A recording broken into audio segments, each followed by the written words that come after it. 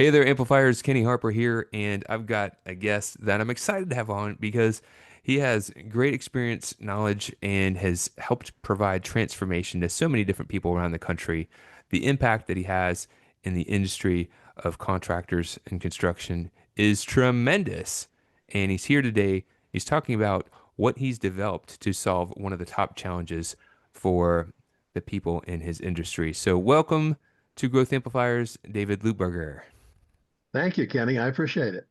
Glad to have you here. It's really cool to have you on the show. And if you could just tell us a little bit more about your business so that for people who may not be familiar, you can kind of get a sense of your background and how you help people. I'm happy to.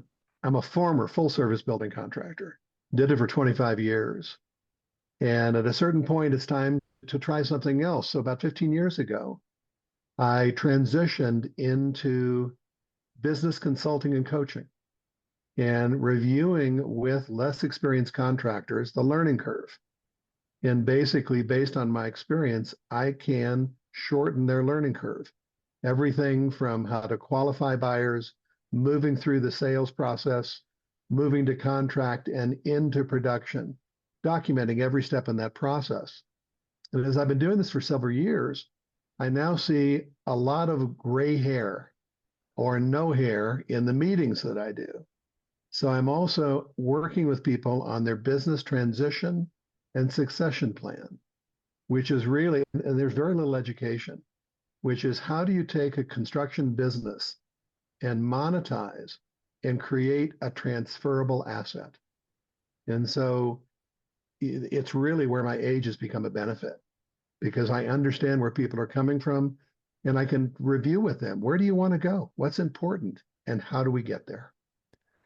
What I like about what you do, David, is you help people and you get down at their level. They had a vision, they started working, and at some point, they're starting to say, I can't do this forever. We all have an plan at one point, but most of us don't really have an exit plan. And that Right. leads to challenges. What are some of the challenges people will face if they're not taking the actions now? They think they could, I'll deal with that later when that time comes. What are some of the challenges you typically see if they're not planning ahead? The sobering statistic came from Forbes magazine, and there's something called the silver tsunami. Hmm. And that is all the baby boomers, guess what, me, who are now in retirement. And it turns out what's called a Main Street business is a business doing under 6 million a year in annual revenue. And over 90% of the businesses in the United States do under 6 million in annual revenue. And so what they are saying in this article that due to all these baby boomers approaching retirement, over 80% of those businesses will just close their doors because the owner is the business and they've had no transfer plan. They've had no ability or knowledge to begin working on how can they create that legacy. And that's really my personal commitment, which is, would you like to continue this legacy for family, for current employees? What does it look like? That's really important to think ahead. And we think, when is the best time to plant a tree? It was Yeah. 20 years ago, but we can't go back into the past. So we can only deal with the present.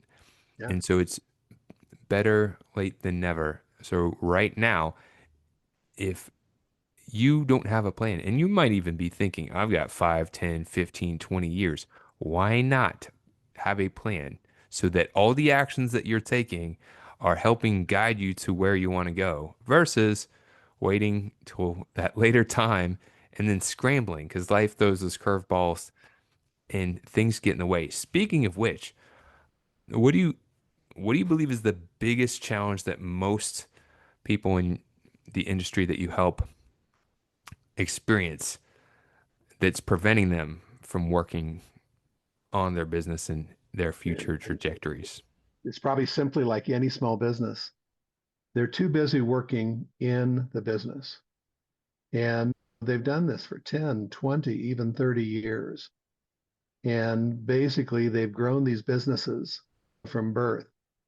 but they're still wearing too many hats. And they just haven't learned how to delegate key functions to good people because they're used to doing it themselves. And I can't tell you how many times somebody has said to me, an owner has said, it's easier for me to do it myself than train somebody. And so what they're doing is continuing to do what they've always done. So the key point is, how do we address getting you time or beginning to give you a vision of what's possible to begin this transition idea? Where does it start? I'm a big fan of the book Atomic Habits by James Clear. It talks about the small incremental changes over time. Yeah. Sometimes we want to be like snap the finger and everything just works and we just get mountains of time back. But the reality is it takes having that vision, which is what I love you can do. You can help people get a vision and then get a plan to get those ideas into action. And you've just launched a product to help people with that. Tell us about the product that you just launched to help people get more of their time back. I do this with my clients, and I start with it's called the Owner Centricity Quiz. And it's a third party software that I use, identifies every area in their business that the owner is still working in. And then it creates a score. And I'll do this with people, and the business is 65, 75, 85% still dependent. So you don't have a business, you have a job. Mm. So then I work with people to create an initial company organizational chart. And I give them a template that's construction specific, but it contains the three areas of sales, production, and administration. It identifies these key roles. And I have them put someone's name, and there's only one name per box into each role. And that's that first kind of eureka moment because an owner sees themselves in 6, 7, 8 different company functions. And the question's easy. Do you like doing all this? And the answer, I already know the answer. No, I don't. How would you like to delegate X or this over in production or this over in sales? And they said, I'd love to do it. And then what we do is I with them create a 6-month ideal organizational chart. And we see what 2, perhaps even 3 functions they could delegate. Then I assist them with creating a position description for what they want to delegate that truly outlines when that person is assuming that role, what they'll be responsible for. I include key performance indicators to review performance. Are they meeting or exceeding expectations? And if they're new, then I also include an onboarding. What's happening month 1 and month 2? How do we onboard this program successfully? So I download this information from the owner, and then we start looking at key employees, and I can actually do employee assessments. Are we putting the right person in the right seat? Do they have those qualitative skills to succeed? Because I don't want to put them in a position where they won't succeed.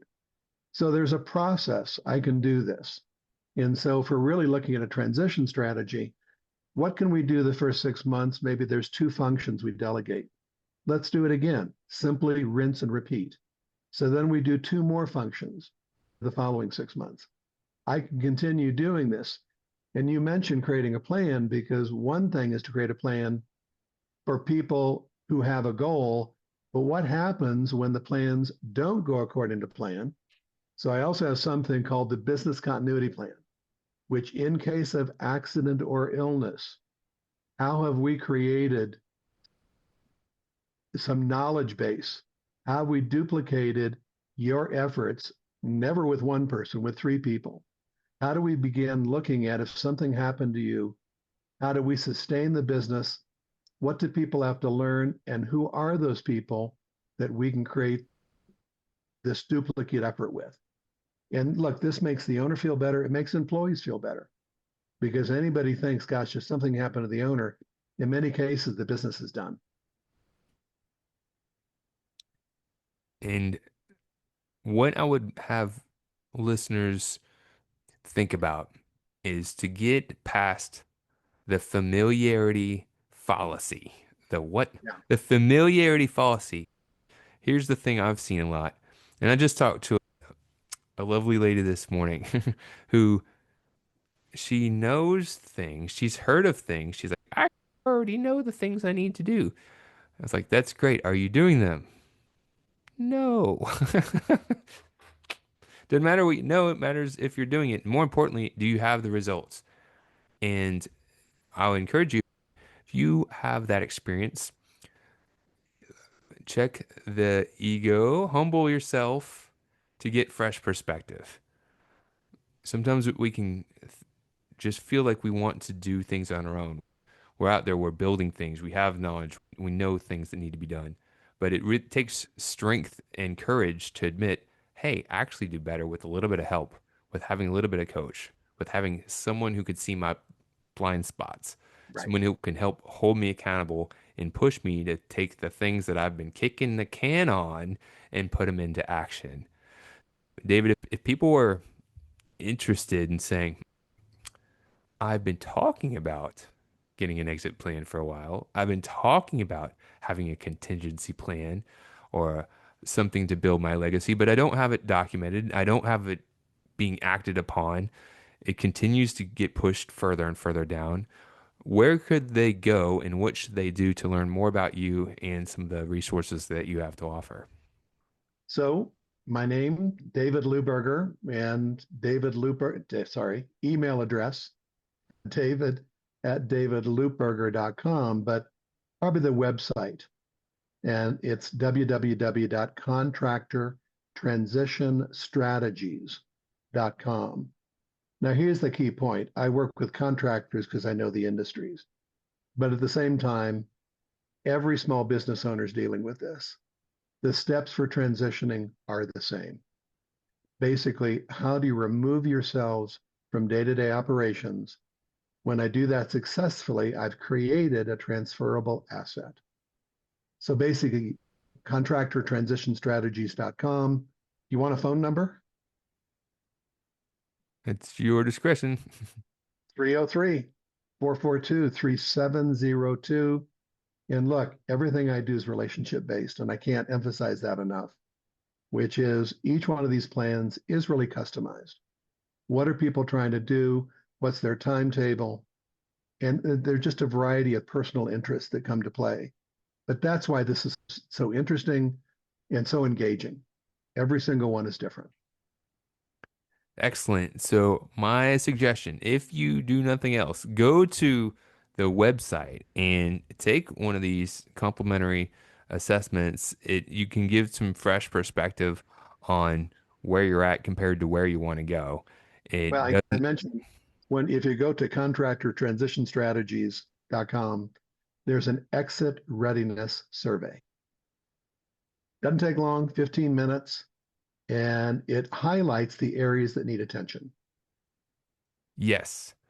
So if you do nothing else, go to contractortransitionstrategies.com, take the exit readiness survey, and get some fresh perspective. Help identify some areas that maybe you didn't even realize should be addressed. Get some clarification on what the priorities should be. It's a great tool, provides you helpful insights, and it will save you 15% on your car insurance. Better yet, it'll save you probably days, weeks, months of time because you'll be putting time on the right areas. So, Yeah. David, thank you so much for your time and for joining Growth Amplifiers on our podcast episode. We appreciate who you are and what you do. Thanks, Kenny.